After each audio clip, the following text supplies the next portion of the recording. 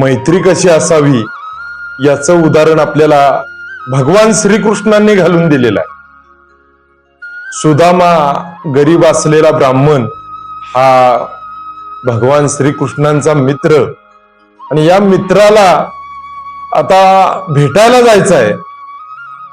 तर हा सुदामा निघालेला आहे. तर या कृष्णाला भेटायला जायचं आहे तर काहीतरी घेऊन गेलं पाहिजे, म्हणून गरीब दरिद्री असलेला हा सुदामा त्याने थोडेसे पुरचुंडीमध्ये पोहे बांधलेले आहेत आणि आता हा निघालाय. भगवान श्रीकृष्णांना भेटायला जायचं आहे आणि हा सुदामा राजवाड्याच्या बाहेर आलेला आहे.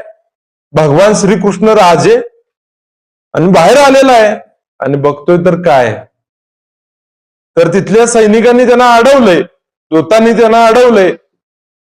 कळकट मळकट असलेलं धोतर, गरीब असलेली परिस्थिती.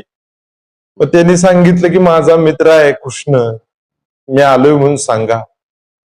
उत्कट असलेली मैत्री यातनं प्रकट झाली आणि श्रीकृष्णांनी आलिंगन दिलं.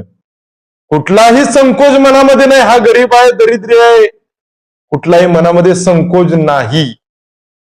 अशी उत्कट मैत्री आपल्याला श्रीकृष्णांनी अध्यात्मामध्ये माहिती करून दिली. आणि सुदामाचे आणलेले पोहे श्रीकृष्णांनी अगदी आनंदाने खाल्ले. सुदामाने ते दडवलेले होते.